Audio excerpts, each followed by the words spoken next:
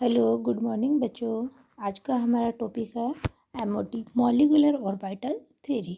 Just इससे पहले हमने देखा था कि एमओटी के थ्रू जो बॉन्ड ऑर्डर हम कैलकुलेट करते हैं वो एक सिंपल वे में ट्रिक्स के थ्रू हम कैसे कर सकते हैं। अगर शॉर्ट में हमें बॉन्ड ऑर्डर कैलकुलेट करना है वो कल वाली क्लास में मैंने आपको बताया था।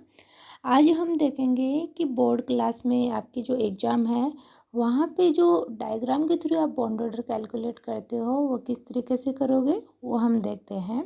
तो फर्स्ट ऑफ तो आपको ये पता होना चाहिए बॉन्ड ऑर्डर कैलकुलेट करने का फॉर्मूला क्या होता है।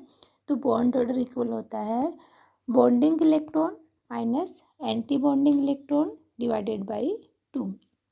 आपको डायग्राम के थ्रू कैलकुलेट करना होगा कि एंटी बॉन्डिंग मॉलिक्यूलर ऑर्बिटल में कितने इलेक्ट्रॉन है एंड बॉन्डिंग मॉलिक्यूलर ऑर्बिटल में कितने इलेक्ट्रॉन है। दोनों को माइनस करके 2 से डिवाइड करना है। नेक्स्ट है बॉन्ड ऑर्डर डायरेक्टली प्रोपोर्शनल होता है स्टेबिलिटी का।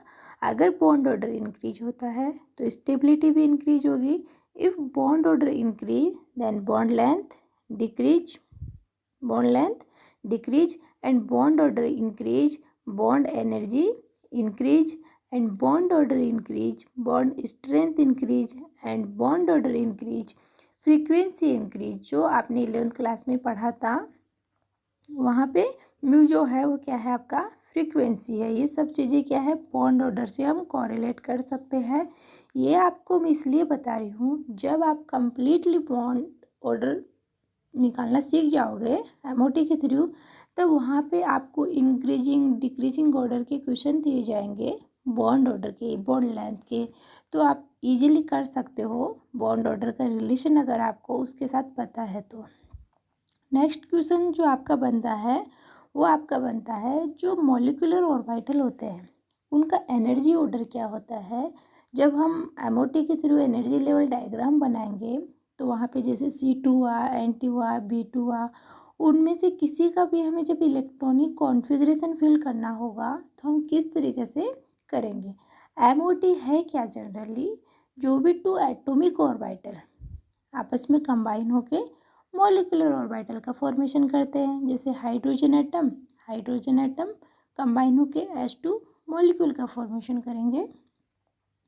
तो यहाँ पे देखिए जो आपका इंक्रीजिंग ऑर्डर ऑफ एनर्जी का होगा आपको भी पता है फर्स्ट ऑफ क्या आता है 1s आता है। एंड इससे पहले आपने सिग्मा बॉन्डिंग पाई बॉन्डिंग पढ़ चुके हो।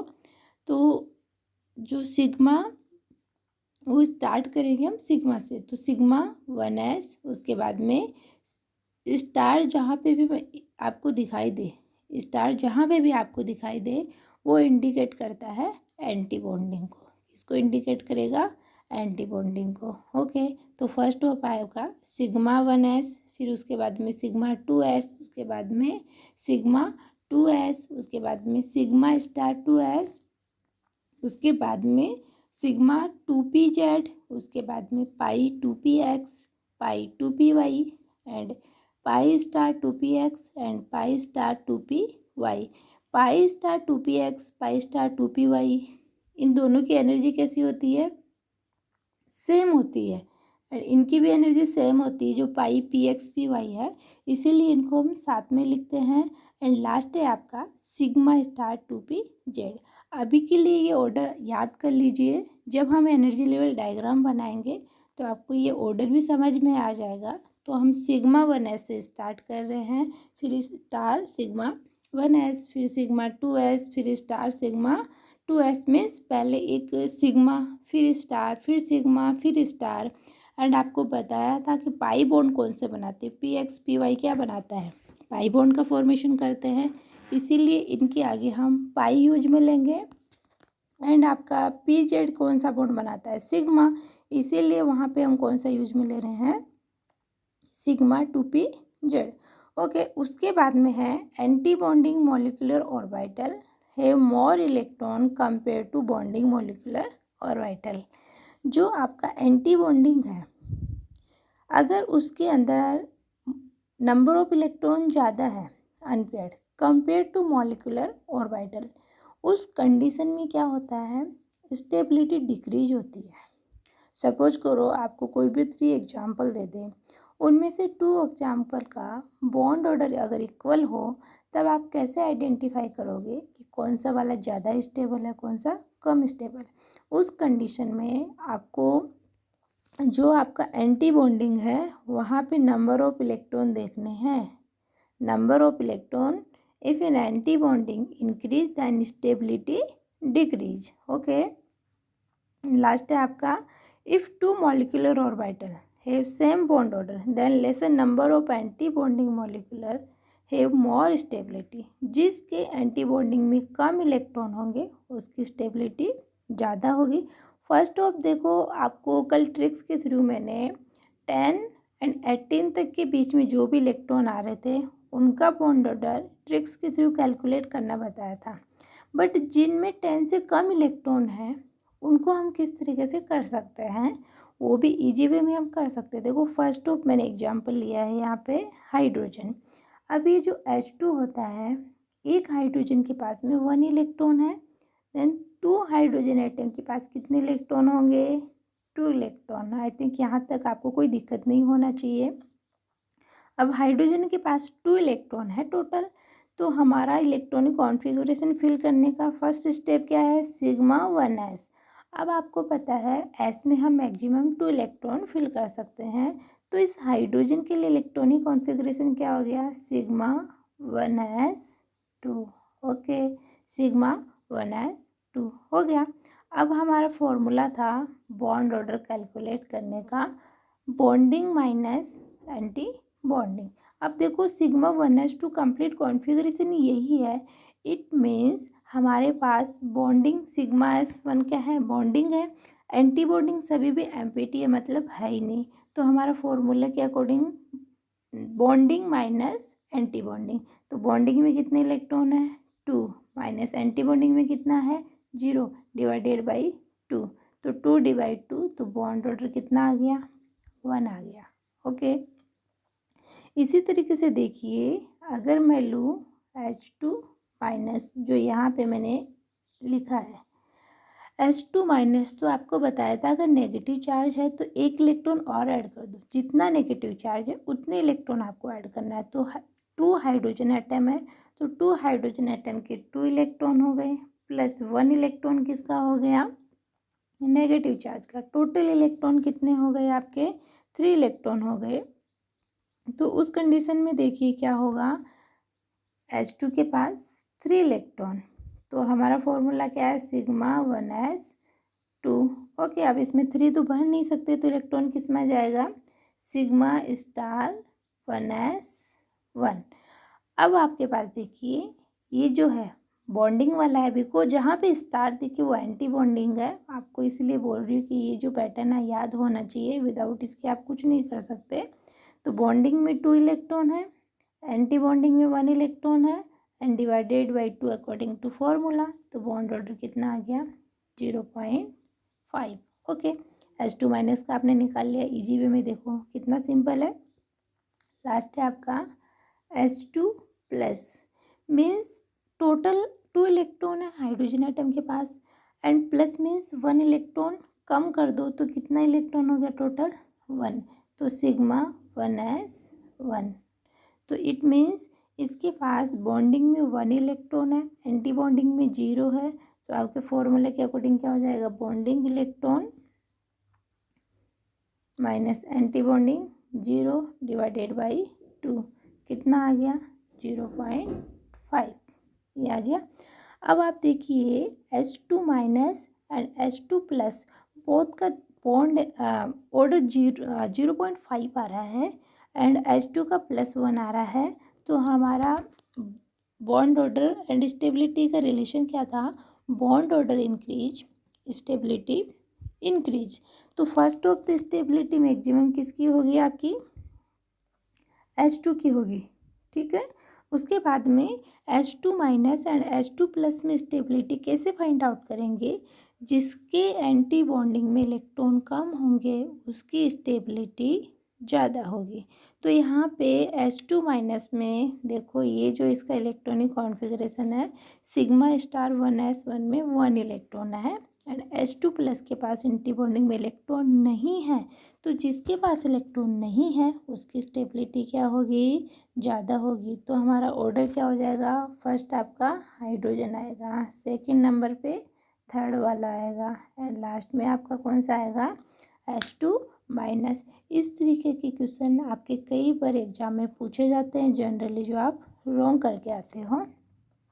उसके बाद में ये कल वाला है जो आपको मैंने ट्रिक्स के थ्रू बॉन्ड ऑर्डर कैलकुलेट करना बताया था।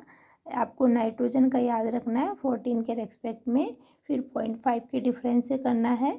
तो जब 10 से लेके 18 तक के इलेक्ट्रॉन आए तो आप इजीली कर सकते हो 10 to 18 इलेक्ट्रॉन के लिए ये फॉर्मेट आपको यूज़ करना है। एंड बिलो 10 आपको बता दिया sigma 1s, sigma star 1s, sigma 2s, sigma star 2s, sigma 2pz, pi star 2px, वो वाला फॉर्मेट आपको याद ही रखना है। नेक्स्ट देखो हाइड्रोजन, हाइड्रोजन के बाद में मैंने एग्जांपल लिया है लिथियम। लिथियम में देखो Li2, 1 लिथियम के पास 3 इलेक्ट्रॉन है एंड 2 लिथियम है, तो टोटल इलेक्ट्रॉन कितने हो गए, 6 इलेक्ट्रॉन। ओके, यहाँ पे 6 इलेक्ट्रॉन है, ये मैंने लिखा भी है।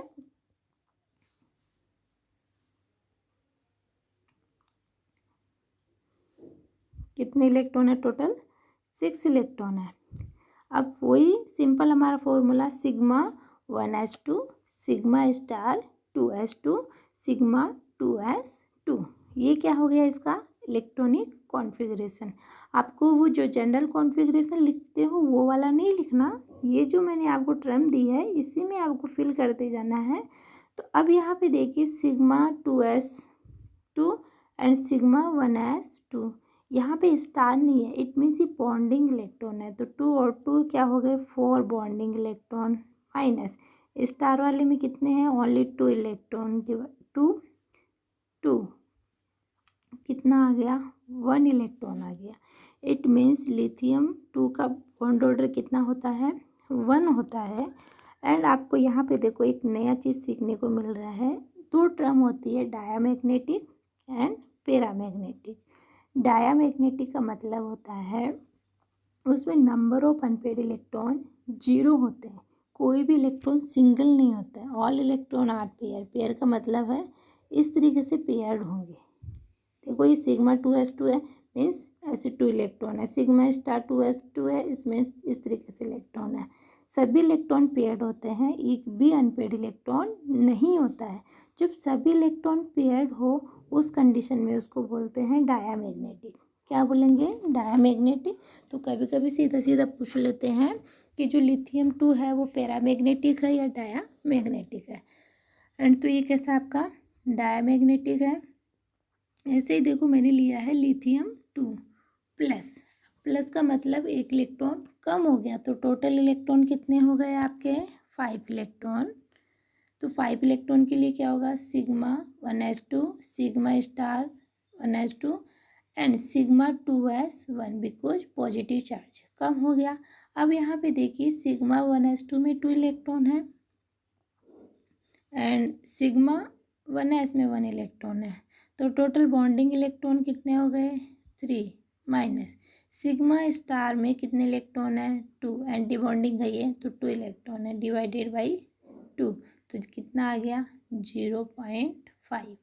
ठीक है, अब यहाँ पे देखो 0.5 आ गया और ये सिग्मा 2s1 में 1 इलेक्ट्रॉन है, तो 1 इलेक्ट्रॉन इस तरीके से लिखा जाता है। इट मीन्स ये कैसा है अनपेयर्ड, कैसा है अनपेयर्ड। तो यहाँ पे अनपेयर्ड होने की वजह से ये क्या है पैरामैग्नेटिक, कैसा है पैरामैग्नेटिक। तो ये पूछा जाता है डायामैग्नेटिक है या पैरामैग्नेटिक, तो ये कैसा है आपका पैरामैग्नेटिक। एंड सिंपल एक आपको छोटा सा हिंट है, जब भी आपको वैल्यू ऐसे पॉइंट में दिखे 0.8 0.2 कुछ भी, जब भी वैल्यू पॉइंट में हो ऑलवेज वो पैरामैग्नेटिक होगा। कैसा होगा पैरामैग्नेटिक होगा। ये 100% आपका सच है कि जब वैल्यू पॉइंट में हो वो मैक्सिमम केस में पैरामैग्नेटिक होता है। जब आपको समझ में नहीं आ रहा कि कैसे फाइंड आउट करें तो आप वैल्यू देख के भी फाइंड आउट कर सकते हो, ओनली पॉइंट वाली वैल्यू पैरामैग्नेटिक को इंडिकेट करेगी।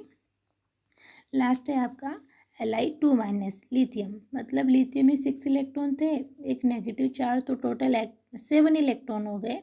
तो 7 के लिए क्या होगा, sigma 1s2 sigma star 1s2 sigma 2s2 and आपका लास्ट का सिग्मा स्टार 2s1। तो हम बॉन्डिंग में काउंट करेंगे इलेक्ट्रॉन 2 2 4 हो गए, ओके। माइनस एंटी बॉन्डिंग में काउंट करेंगे तो 4 बॉन्डिंग में हो गए, एंटी बॉन्डिंग में ये एक, तो एक ही, टोटल कितने हो गए 3 डिवाइडेड बाई 2। तो इसका भी कितना आ गया 0.5 आ गया। अब देखो लिथियम प्लस का 0.5, लिथियम -2 का 0.5। अब इन दोनों में से कौन सा स्टेबल है, तो जिसके एंटी बॉन्डिंग में इलेक्ट्रॉन कम है वो ज़्यादा स्टेबल होगा। तो यहाँ पे 1 इलेक्ट्रॉन है, इसमें एंटी बॉन्डिंग में इलेक्ट्रॉन नहीं है।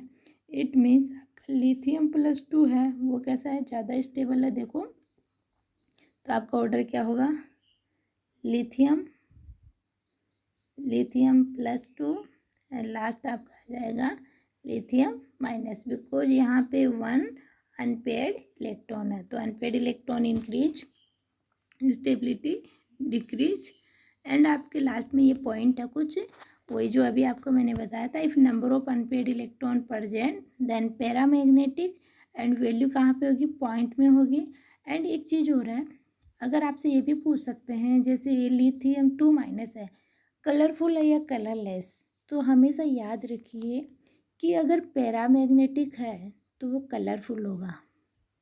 कैसा होगा, कलरफुल होगा। अगर डायामैग्नेटिक है तो वहाँ पे अनपेयर्ड इलेक्ट्रॉन 0 एंड ऑलवेज आपका कैसा होगा, कलरलेस होगा। कैसा होगा, कलरलेस होगा। आज की क्लास में इतना ही।